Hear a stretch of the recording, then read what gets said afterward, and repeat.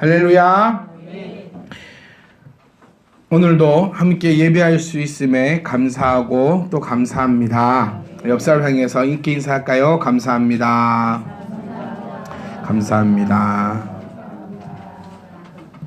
우리 내년 또 이때는 또 더 많은 가족들과 함께 우리 더욱 큰 기쁨과 함께 하나님의 말씀 가운데 기뻐 찬양할 줄 믿습니다.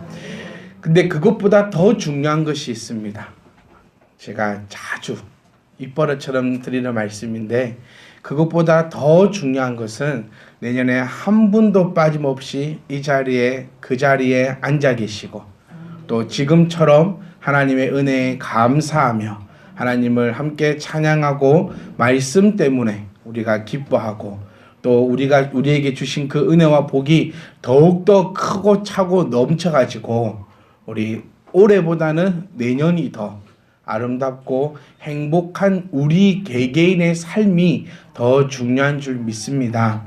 이 자리에 1000명, 10,000명이 앉아있다 할지라도 내가 앉아있지 않으면, 여러분이 이 자리에 있지 않으면 아무짝에도 쓸모없다는 것을 기억하시고, 또 우리 신앙이라는 것은 끝까지 함께 하여야지만 승리할 수 있는 것입니다. 끝까지 함께 하여야지만.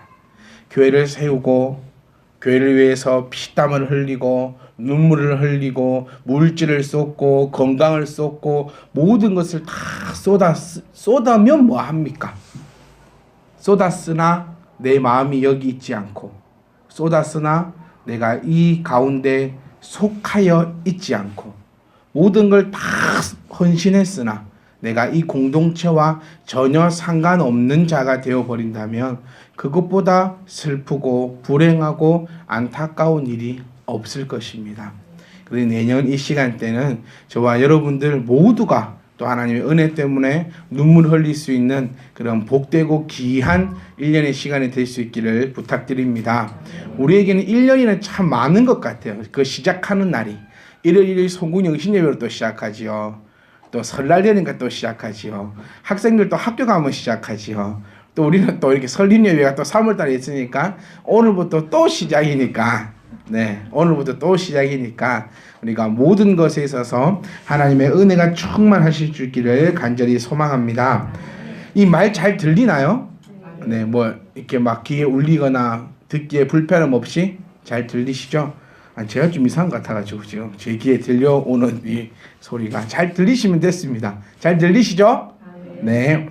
자, 오늘은 우리 또 특별히 종려주일이고, 또 종려주일을 하면 또 더 특별히 내일부터 또 우리가 지키는 고난주일로 맞이하게 됩니다. 근데 우리가 고난주일, 제가 사실 이 3번 정도 고난주일을 맞으면서, 우리 교회가 이제 3년 됐으니까 3번 맞았겠죠. 3번 정도 맞으면서 제가 고난주간만 되면 항상 드리는 말씀이 있는데, 대답하지 마세요. 제가 다시 말씀드릴 테니까 아무도 대답하지 마시고 제가 다시 말씀드릴게요. 고난주간만 되면 제가 자주 드리는 말씀이 뭐냐면, 예수님의 십자가를 지지 마라. 예수님께서는 우리에게 나의 십자가를 지고 따라오라라고 말씀하지 않으셨고, 우리 누가복음 9장 23절 말씀 보시면 누구든지 자기를 부인하고 또 자기 십자가를 지고 따라와야 된다라고 말씀하고 계십니다. 그러니까 예수님이 지셨던 그 십자가를 따라 지려고 하지 말고, 우리는 예수님께서 우리에게 맡겨주신 그 십자가를 지고 가려고 노력해야 한다는 겁니다. 저는 고난주간만 되면 또 이 말씀 드립니다. 더 웃으라고. 더 잘 먹으십시오. 우리가 일부러 세상 향락을 쫓아 즐길 필요는 없지만, 그렇다고 해서 집에서 방 안에서 우울하게 있을 필요는 더더욱더 없다는 것을 기억하실 수 있기를 간절히 부탁드립니다. 가장 속상할 때가 언제냐면, 의도한 바와 다르게 갈 때가 가장 속상합니다. 목사도 그런 경험을, 이 짧은 목회의 경력이지만 참 많이 해봤거든요.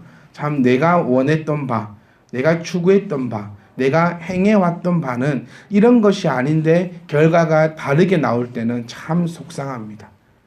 아마 여러분들도 마찬가지일 거예요. 인생 생활에서나 가정 생활에서나 또 자녀를 또 양육하는 생활에서나 하여튼 모든 생활에서 내가 얘기했던 바가 아닌데 다른 쪽으로 흘러가고 오해한다면 참 속상한데 우리 주님도 마찬가지입니다.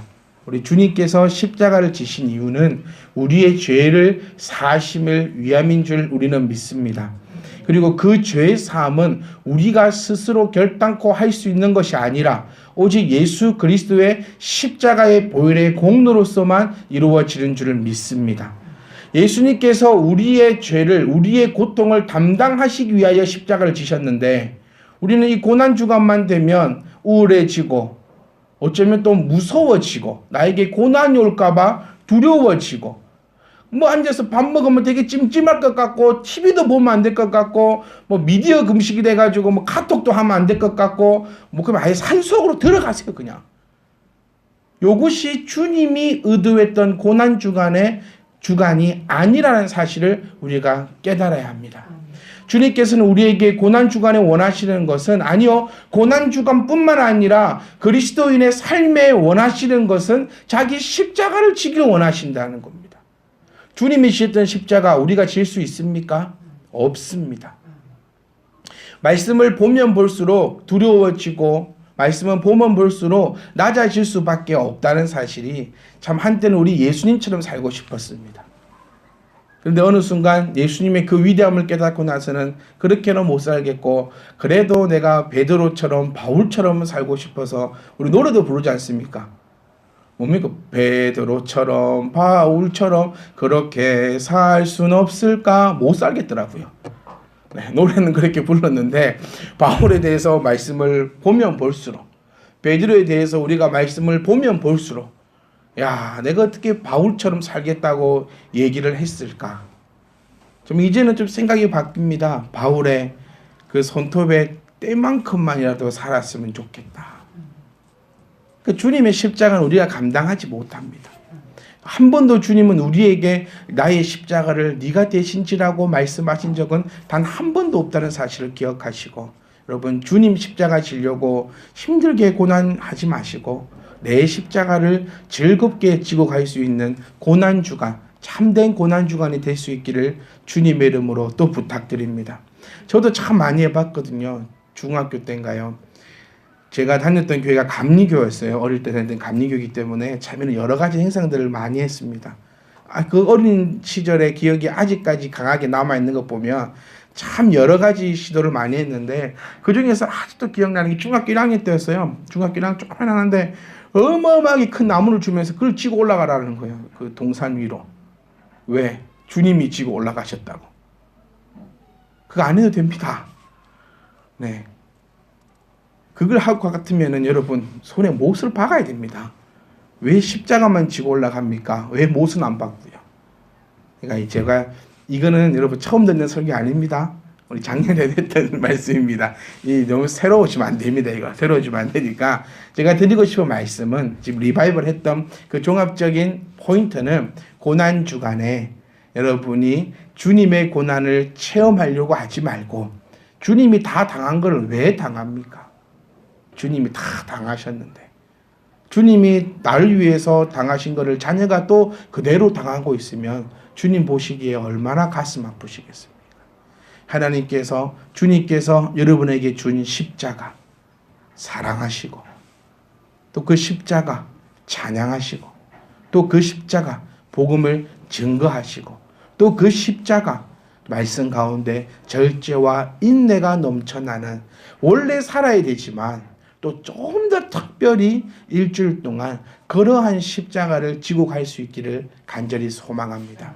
그런데 그 십자가가 안 지어진다는 겁니다. 왜 그런가? 나무 십자가는 내가 육신적으로 하루 그냥 딱 나무 십자가를 울러매고 올라갈 수 있겠는데 그것이 안 되더라는 얘기입니다. 왜 그러하냐면 오늘 성경 구절에서 우리에게 답을 전해주고 있습니다. 오늘 주님께서 뭐라 말씀하신 거냐면 성전을 허물겠다라는 겁니다. 마태복음 27장 40절 말씀 보시면은 지금 우리 한번 찾아볼까요? 마태복음 27장 40절. 마태복음 27장 40절. 우리 한 목소리를 보시겠습니다. 시작. 이르되 성전을 헐고 사흘에 짓는 자여, 내가 만일 하나님의 아들이거든 자기를 구원하고 십자가에서 내려오라 하며. 아멘. 자, 우리 주님께서 지금 뭐라고 말씀하셨는지 요 두 구절을 통해서 우리는 알 수 있습니다.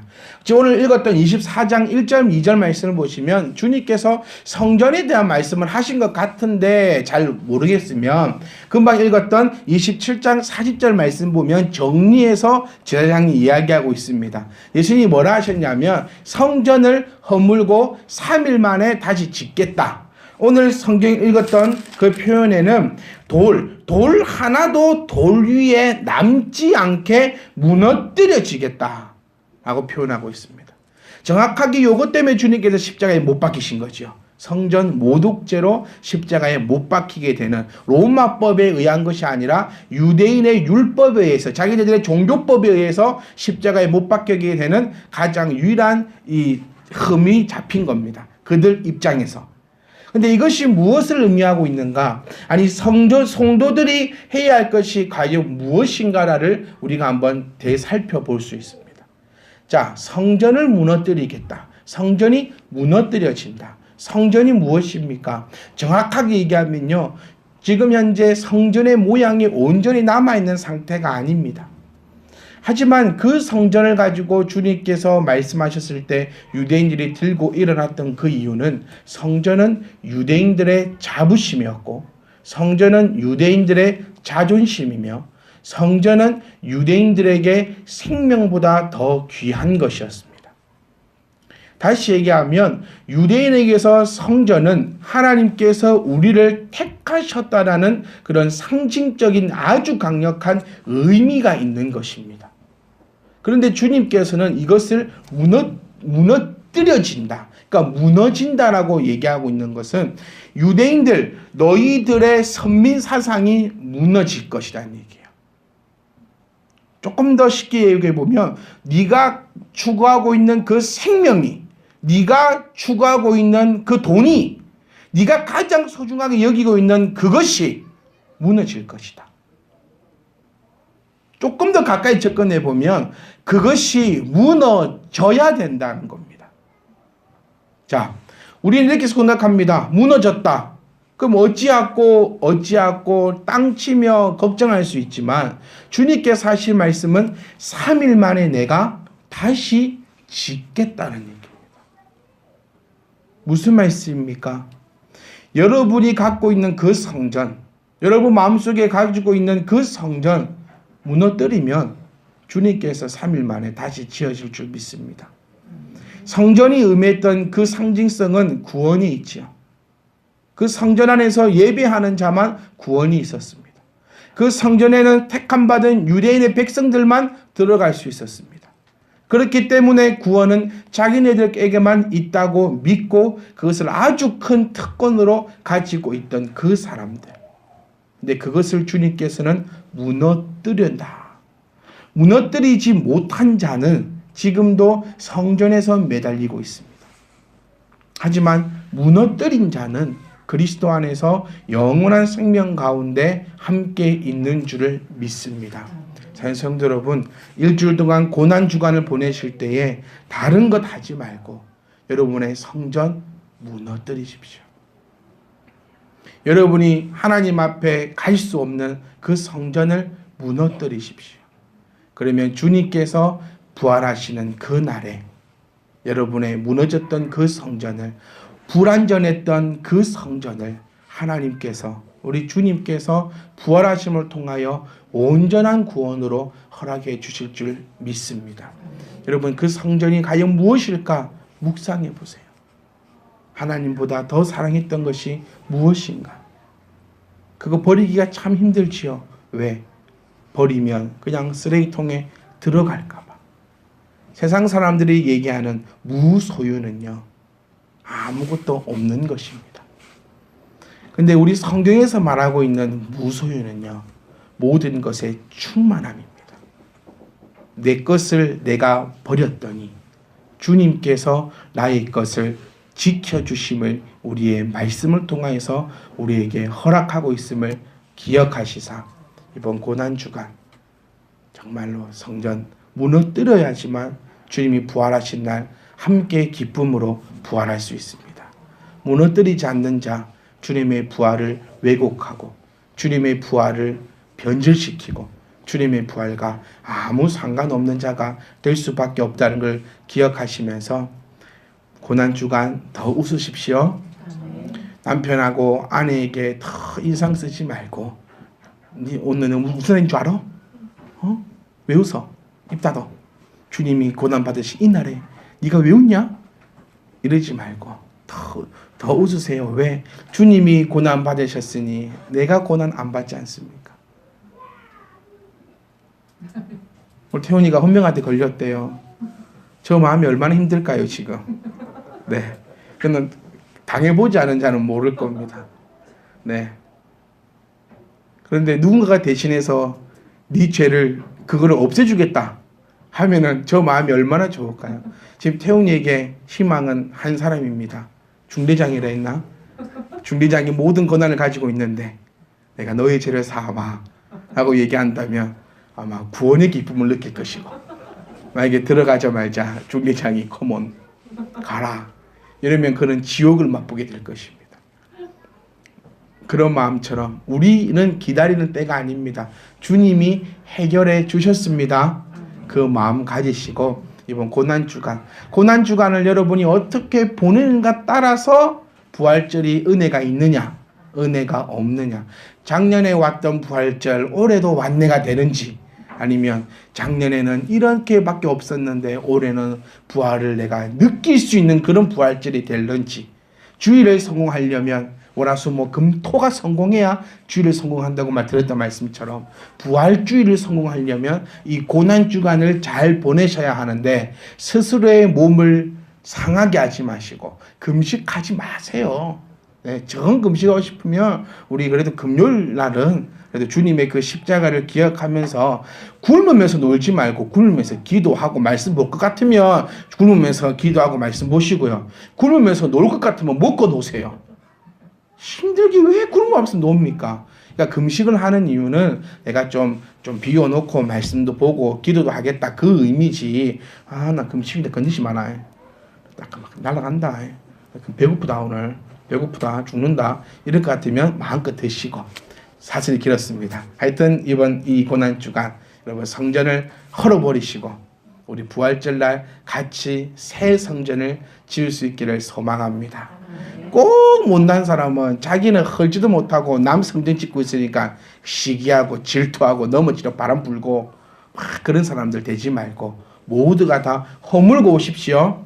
네, 허물고 오셔서 부활할 때 주님이 우리의 허물었던 성전을 지어줄 줄 믿습니다. 아멘.